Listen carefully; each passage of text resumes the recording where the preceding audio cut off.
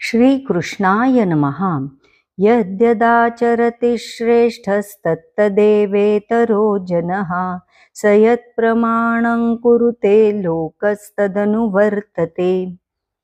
समाजातील श्रेष्ठ माणसे जसे वागतात, अन्य माणसे त्या त्याप्रमाणे वागतात.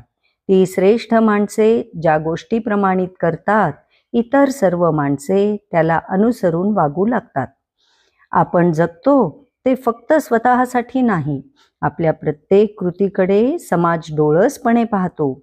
श्रेष्ठ पुरुष जे आचरण करतो तेच इतर लोक अनुकरण करतात आणि जे काही तो प्रमाण मानतो तेच पुढे संपूर्ण लोकमान्यतेत परिवर्तित होते. आज आपण जगात पाहतो, इथे एक इन्फ्लुएन्सर इंस्टाग्रामवर पोस्ट करतो आणि हजारो लोक त्याचे अनुकरण करतात. एक क्रीडापटू मेहनत, शिस्त आणि समर्पण दाखवतो आणि हजारो तरुण त्याला प्रेरणा मानतात.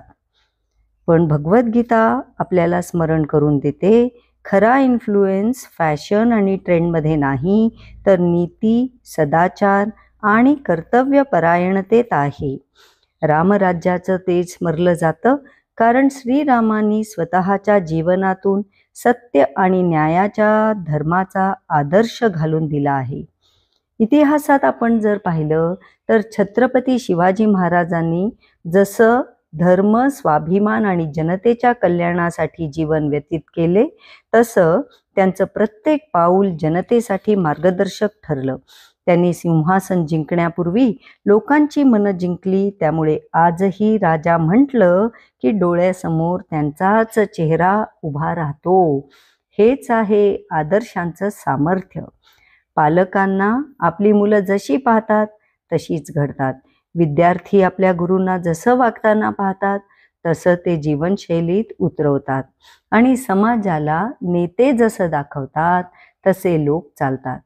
शेवटी चॉईस आपल्या पुढे आहे.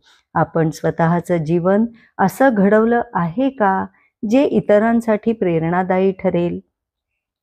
कारण आपलं प्रत्येक पाऊल, प्रत्येक निर्णय, प्रत्येक आचरण कोणाला तरी मार्ग दाखवत आहे. एक पाऊल योग्य तर शेकडो वाटा उजळतात. एक चूक घडली तर पिढ्या दिशाहीन होतात. म्हणून कृतीतून आदर्श घडवू, पुढच्या पिढ्यांचं भवितव्य उभं करू. श्रीकृष्ण शरणम मम.